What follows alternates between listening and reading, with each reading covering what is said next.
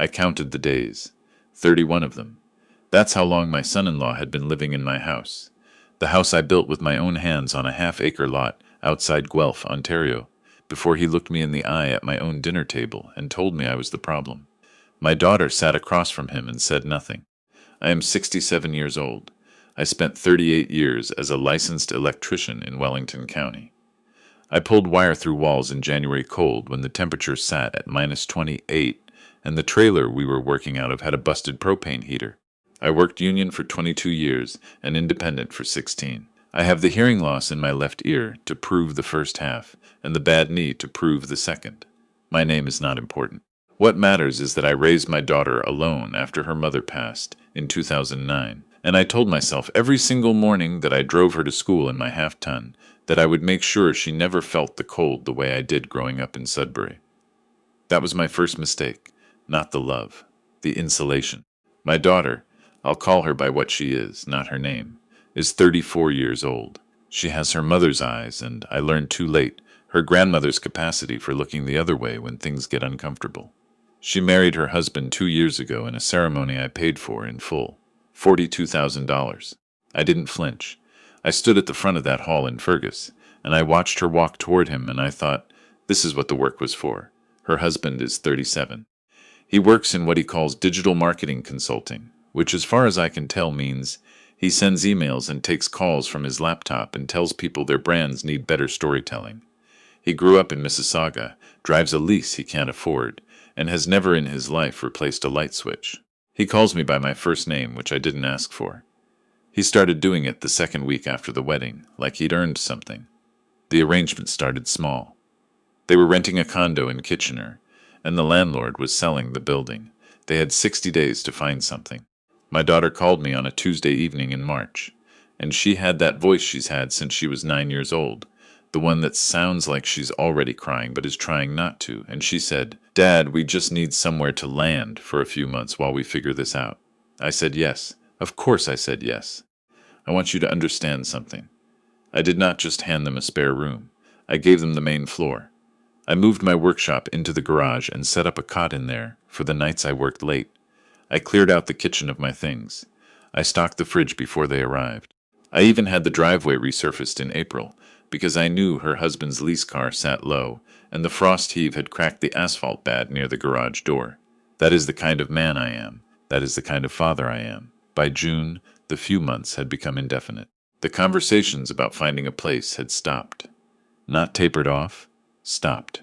Completely. I'd try to bring it up gently, and my daughter would change the subject, and her husband would look at his phone, and I would sit there at my own table feeling like the guest. By August, his mother had come to stay for 3 weeks. Nobody asked me.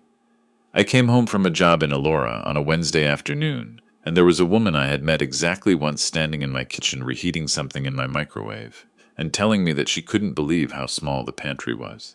I said nothing. I poured myself a coffee and went to the garage. By September, my tools had been moved, not put away, moved. My son-in-law had set up a folding table in the corner of the garage and started doing his laptop calls out there because, he said, the Wi-Fi was better. My Mastercraft chest was shoved against the far wall with 2 duffel bags and a broken elliptical on top of it. I said nothing. I drove to the Timmy's on Stone Road and sat in the parking lot for 40 minutes.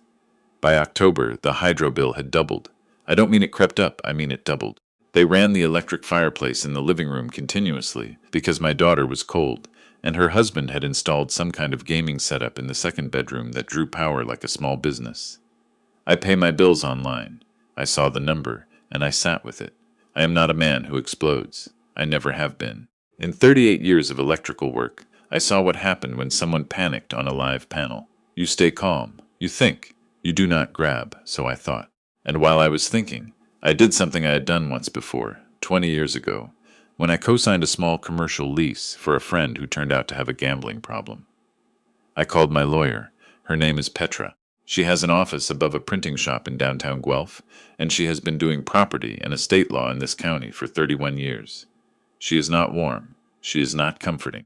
She is exactly what you want when you need someone who will read a document the way a doctor reads an X-ray, not looking for good news, just looking for what's true. I told her the situation. She listened without interrupting, which I appreciated. Then she asked me one question. Is your name the only name on the title? Yes, I said. I built this house. I own it outright. The mortgage has been paid since 2017. She said, then you have more options than you think. But we should document what's happening before we do anything. I started keeping a log that night. Dates, times, expenses. I photographed the hydro bills. I noted the groceries I was buying that they were eating, the propane for the barbecue I was replacing, the bags of rock salt for the walkway I was buying and they were using. Small things, individual. Together it was a clear picture. I also, quietly, called my insurance broker. I had been meaning to update my home policy.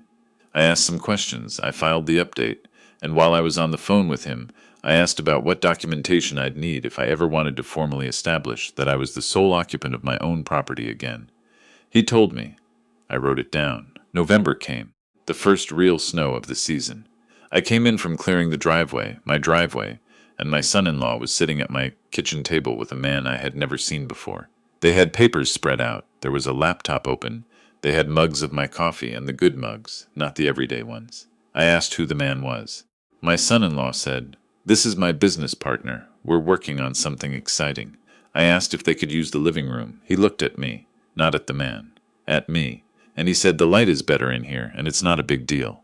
I went to the garage. It was 11 degrees in there. My breath fogged. I put on my work jacket and sat on the cooler I keep by the side door, and I looked at my tools on the wall, the ones I could still reach, and I made a decision. The decision wasn't anger. Anger passes. What I made was a plan. I called Petra the next morning. I told her I was ready. She explained the process clearly and without drama. In Ontario, when a homeowner has an informal occupancy arrangement, no lease, no formal tenancy agreement, the occupants are licensees, not tenants. The Residential Tenancies Act does not fully protect them in the same way a fixed-term tenant is protected. The timeline for asking them to leave could be shorter than they expected. But there was a catch. I had to give proper written notice, and I had to be prepared for them to push back. I said I was prepared. She drafted the notice of termination of license to occupy. It gave them 60 days, legal, proper, clear. She also drafted a letter outlining the cost of the utilities, groceries, and incidentals I had been covering since March. 9 months, calculated at fair market rates. It was not small. The letter also noted, in plain language, that the property had always been solely owned by me, that no tenancy had ever been established, and that any continued occupation beyond the notice period would be considered trespass.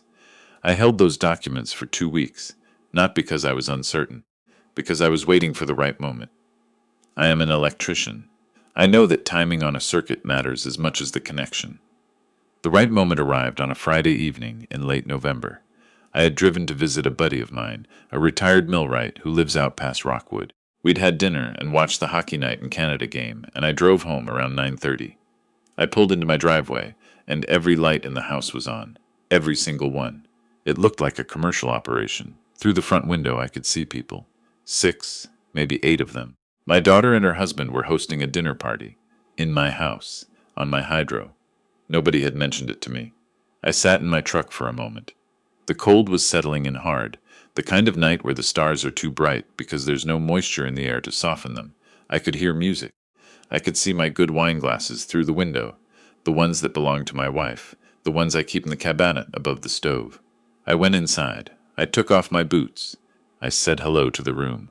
My daughter looked surprised to see me, which told me everything. Her husband said something about it being a work thing. One of the guests, a woman I didn't know, asked if I was the father, and when I said yes, she said, "Oh, you must be so happy to have him so close." I said it's been an experience. I went to my bedroom and closed the door and called Petra. She said, "Serve it Monday." I said, "I'll serve it Monday." Monday morning I placed both letters on the kitchen table before they woke up. I made myself a coffee. I sat in the living room with the radio on low, CBC Radio 1, the morning program out of Kitchener, and I waited. My daughter came out first. She was in her housecoat. She saw the envelope with her name on it, and the one with his name on it, and she picked them up slowly, the way you pick up something you already know is bad. She read them. She came into the living room. "Dad," she said, "what is this?" "It is what it says it is," I said. "You're kicking us out." "I'm giving you 60 days, I said, "which is more than fair." She sat down on the arm of the couch. "We don't have anywhere to go." "I know," I said. "That's why 60 days. Her husband appeared in the hallway. He had read his letter. He was not composed. He said, "This is insane. We're family. I said, the document from the utility company is attached. That's what family has cost me since March. He said, we pay you back. We talk about it all the time. We're going to pay you back. I said, you can start with the grocery receipts. He said something then that I want to be precise about, because it matters. He said, you should be grateful we're here. You're alone. You'd be rattling around this house by yourself. We did you a favor by staying. I looked at him. I thought about the garage at 11 degrees. I thought about my wife's wine glasses being used by people who didn't know what they meant. I thought about 38 winters pulling wire in this county. I said, I'll be fine alone. I've been doing it since 2009. I picked up my coffee and I walked to the garage and I drove to a job in Aberfoyle. And I did not think about them again until I got a call from my daughter at noon. She was crying.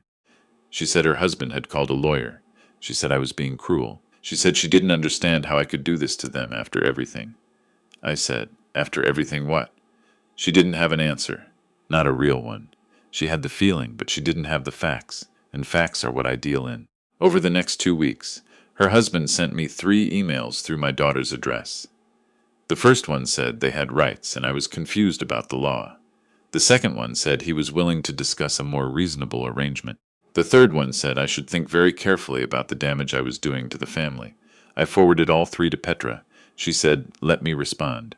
Her response was 2 paragraphs. It cited the Ontario Residential Tenancies Act. It cited the specific exclusion for owner-occupied premises. It cited the timeline. It said that any interference with the homeowner's right to quiet enjoyment of his property would result in further legal action. It did not use emotional language. It was the most satisfying piece of writing I have ever read. His email stopped. What I didn't expect was my daughter's silence. Not anger, silence. She stopped talking to me the way you stop talking to someone when you don't have an argument, only a grievance. She moved around the house like I was a stranger. She ate with her husband in the bedroom. She avoided the kitchen when I was in it. One evening, I knocked on her door. She opened it. I said, I want you to understand something. I'm not doing this to you. I'm doing this because of what has been done to me in my own house for 9 months. She said, he's my husband. I said, I know he is, and you chose him. That's your right. But this is my house, and I have rights too, she cried. I didn't stop her. I didn't try to fix it. I just stood there and let her feel what she was feeling, because that was real, and I wasn't going to pretend otherwise. What happened next I didn't plan, but I won't pretend I'm surprised it did. 10 days before the 60-day notice expired, my son-in-law's business partner, the one who'd sat at my kitchen table with his laptop and my good coffee, posted something on LinkedIn, a new venture, a digital agency. My son-in-law was listed as co-founder. I looked at the post. I looked at the address listed for the business. It was my address, my house in Guelph. They had registered a business at my residential property without asking me. I sent that screenshot to Petra at 7 in the morning on a Thursday. Her reply came back in 11 minutes. She is not a woman who wastes time. She said, this is very helpful. She contacted the Canada Revenue Agency Business Registration Desk. She sent a letter to the Ontario Business Registry. She sent formal notice that the registered address was being used without the property owner's consent and that the homeowner had not provided authorization. She requested immediate correction and noted that any business correspondence sent to that address would not be forwarded. Then she sent me one more document to sign, an amended notice of termination. The 60 days became 30, based on the business registration, which she argued constituted a material change in the nature of the occupation and a violation of residential use zoning regulations in the municipality. I signed it the same morning. That afternoon, my son-in-law knocked on the garage door. I was replacing the plug on an extension cord. He came in without waiting for me to say, come in. He stood there in my garage, which still had his duffel bags against the wall, and he told me I had made a very serious mistake. I put down the cord. I looked at him. I said, which one? He said, you don't know who I know. You don't know what I can do to make your life difficult. You're a retired electrician in Guelph, and you think you're playing hardball with me. I am not retired, I said. I still carry a ticket. I still have a business number, and I know something about playing hardball that you don't. He crossed his arms. I said, I know not to start something I'm not ready to finish. He left. He left the garage, walked back into the house, and I heard him on the phone for most of the evening. Loud, pacing. The next morning he was gone. His lease car was not in the driveway when I got up at 6. My daughter was still there. She sat at the kitchen table and didn't speak when I made my coffee. Then after a while she said he went to stay with his mother in Mississauga. I sat down across from her. I said, I know this is hard. She said, you broke up our marriage. I said, I didn't do that. She said nothing. I said, has he told you about the business registration? She looked at me. She didn't know. I could see it on her face immediately. He hadn't told her. I told her. I told her he had registered a company at my address without asking me, that it was a residential property, that it created potential liability for me with the municipality, that Petra had flagged it, that it had accelerated the timeline on the notice. She sat with that for a long time. The refrigerator hummed.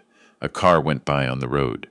CBC was on the radio in the other room because I'd never turned it off from the morning. She said quietly, when did he do that? I said the registration date was August. August. She repeated the word like it was in a foreign language. I got up and poured my coffee, and I said, the offer is still there, 60 days from the original notice date. You can stay until then. I'm not asking you to leave tomorrow. I'm asking you to make a plan. She nodded. Very small. She looked like her mother then, in a way that hurt me in a place I don't usually go.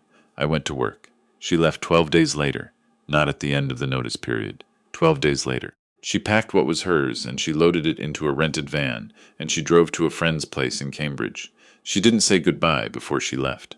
I was on a job in Puzzlinch when she went. She sent me a text. It said, I'll call you when I'm ready. I texted back, I'll be here. That was 4 months ago. The house is quiet now. Not lonely quiet, different quiet. The kind of quiet where you can hear the furnace cycle on at 3 in the morning and you know it's your furnace in your house, and nobody is running an electric fireplace in the next room. I made myself a proper dinner last Tuesday. Roast chicken, potatoes, Brussels sprouts from the farmer's market on Stone Road. I ate at my own table with my good plates, and I looked out at the backyard, and I watched a white-tailed deer step out of the tree line for about 45 seconds before deciding I wasn't worth the risk. My daughter called 6 weeks after she left. It was a Sunday evening. I was watching the Leafs lose, which I'm told builds character. She said she was in a sublet in Cambridge. She said she'd spoken to a lawyer of her own. She said she understood now, about the business registration, about the hydro, about what had happened slowly, and in pieces over 9 months. She didn't say she was sorry. Not yet.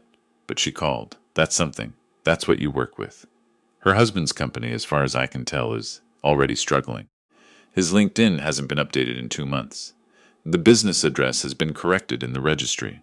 My address no longer appears anywhere connected to him. Petra checked. She checks things. That's why I keep paying her. I had the garage cleaned out 2 weeks ago. Moved my tools back where they belong. Put in a proper workbench. I've been taking small jobs again. Older folks in the neighborhood who need a panel inspection. A couple of receptacles added. Outdoor lighting before the season changes. Good work. Simple work. I think about what it cost me. Not the money, or not only the money. The confidence I had in my own judgment about people.